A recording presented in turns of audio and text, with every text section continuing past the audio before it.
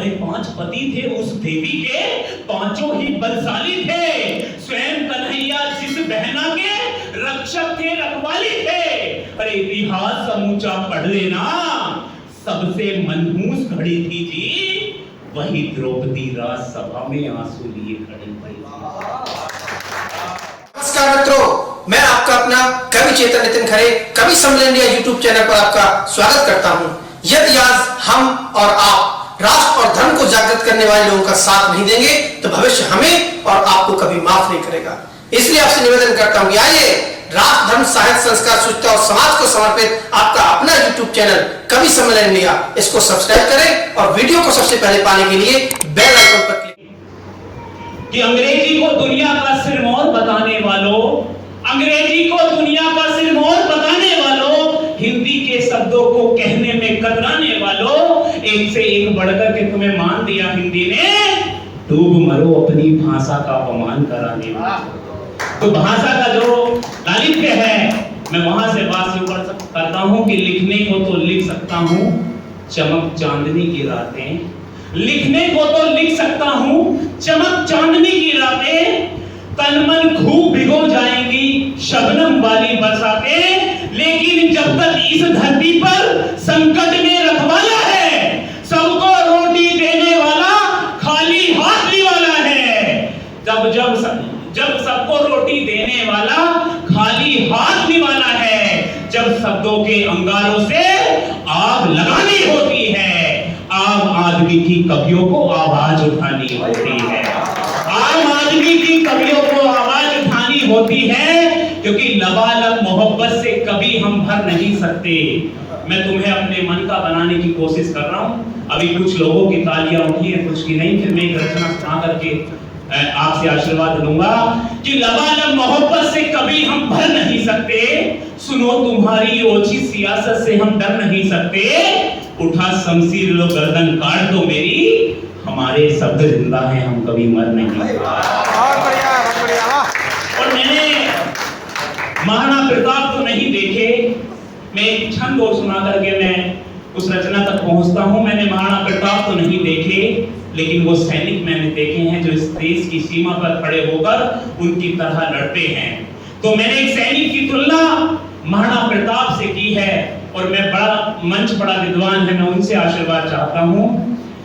इस सीमा पर जो खड़े हुए तिलक लगाए माटी का, कि कौन है सैनिक कि सीमा पर जो खड़े हुए तिलक लगाए माटी का, हर सैनिक एक महाराणा है, योद्धा हल्दी घाटी का। अरे तलवारों पर शमशीरों पर हमने चलना सीखा है, देशभक्ति की पावन लो पर हमने चलना सीखा है। अरे घर में घुस करके दुश्मन के झुंड उजाड़ा करते हैं, अरे हम बेटे हैं मां काली के मुंड उखाड़ा। मंच पे आदरणीय दीदी बैठी हैं, मैं एक बेटी की ही बात करता हूँ। एक रचना, एक ऐसी बेटी जो इस धरती पर जन्म लिया, जिसने एक महाभारत जैसा बड़ा युद्ध, उसकी आबरू जब लुटी, उसका जब चीरहरण हुआ, उसकी रक्षा के लिए, उसके उस बदले के लिए बहुत बड़ा युद्ध हुआ। मैं द्रौपदी के बारे में कुछ शब्द आपके सामने रखना चाहता हूँ। इतने विद्वान लोग बैठे हों तो मैं अपने आप को कवि कहूँ, ये मेरी मूर्खता हो सकती है। मैं द्रौपदी के बारे में कुछ बोलना चाहता हूँ, आपका आशीर्वाद चाहता हूँ कि द्रौपदी कौन थी। मैं ध्यान चाहता हूँ इस पे, हो सकता है मेरे से कहीं त्रुटि हो, लेकिन क्षमा प्रार्थी होकर के चाहता हूँ कि कौन थी द्रौपदी। कि अग्नि की लपटों में लिपटी वो धरती पे आई थी। कौन थी द्रौपदी की वो अग्नि की लपटों में लिपटी वो धरती पे आई थी। राजा द्रुपद की बेटी खुद अग्नि की परछाई थी। अरे 5 पति थे उस देवी के, पांचों ही बलशाली थे। स्वयं कन्हैया जिस बहना के रक्षक थे, रखवाली थे। अरे इतिहास समूचा पढ़ लेना, सबसे मनहूस खड़ी थी जी, वही द्रौपदी राजसभा में आंसू लिए खड़ी थी। राजसभा सजी थी, सभी बैठे थे, और क्या हुआ कि लज्जित हुआ गंगा का बेटा, कि लज्जित हुआ गंगा का बेटा, शीश गड़ा था धरती पर। 2 गुरुओं का समस्त ज्ञान भी आज पड़ा था धरती पर। अरे पांचों पांडव नजर झुकाए, बलहीन दिखाई देते थे, विदुर लिए आंखों में आंसू गंभीर दिखाई देते थे। अंधा राजा पुत्र मोह में बिल्कुल ही झूल गया था, अंधा राजा पुत्र मोह में बिल्कुल ही झूल गया था, जब अपने कर्तव्य को सिंहासन भूल गया था। अरे घर की इज्जत घर वालों के सम्मुख आ गई थी जी, वही द्रौपदी राजसभा में आंसू लिए खड़ी थी। शायद आपको मन तक नहीं बोलती तो आशीर्वाद दो, एक मुख आगे इसी पे रखता हूँ कि क्या हुआ उस प्रकरण में। मैं आपको राजसभा में ले जाना चाहता हूँ कि क्या हुआ कि केश पकड़ अपनी भाभी के, कि केश पकड़ अपनी भाभी के दुशासन खींच रहा था, कि केश पकड़ अपनी भाभी के दुशासन खींच रहा था। आदेश दिया था जिसने वो दुर्योधन नीच रहा था। अरे जीता है जिसको दुशासन उसको जरा निहारो तो। क्या कहा दुर्योधन ने कि जीता है जिसको दुशासन उसको जरा निहारो तो, निर्वस्त्र करो इस नारी को तुम, इसका चीर उतारो तो।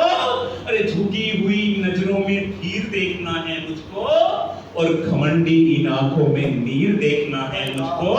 और सुन करके अंधे का अंधा आंखें बहुत चढ़ी थी जी, वही द्रौपदी राजसभा में आंसू लिए खड़ी थी।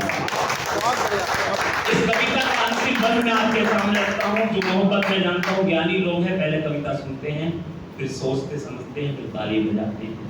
लेकिन कहीं समझ में ना आए फिर भी ताली बजा देना, ये भ्रम रखूंगा मैं आप जाता हुआ कि मैंने अच्छा पढ़ दिया। मैं अंतिम बंद रखता हूँ कि उसकी ताकत क्या थी द्रौपदी को। इतनी हल्की तो वो नहीं थी, इतनी साधारण नारी तो नहीं थी वो कि उसे आपने जो है ऐसे ही ले लिया। तो मैं उस नारी के बारे में बताता हूँ, उसकी ताकत के बारे में बताता हूँ कि आग लगी थी मन के भीतर, कि आग लगी थी मन के भीतर, बेशक घनघोर नहीं थी। अरे जितना सारे समझ रहे थे उतना कमजोर नहीं थे। अरे आग लगी थी मन के भीतर, बेशक घनघोर नहीं थी। अरे जितना सारे समझ रहे थे उतना कमजोर नहीं थी। अरे धृष्टद्युम्न सा भाई जिसका आकर के अड़ सकता था, चक्र सुदर्शन धारी से कौन भला लड़ सकता था। अरे वाणी की लपटों से उसने सबके सब धिक्कारे थे, धर्मराज से पिता महतक सब शब्दों से हारे थे, धर्मराज से पिता महतक सब शब्दों से हारे थे। सब वीरों पर कायरता की कालिक आ चढ़ी थी जी, वही द्रौपदी राजसभा में आंसू लिए खड़ी। बहुत बहुत आभार। मैं संस्था करता हूँ।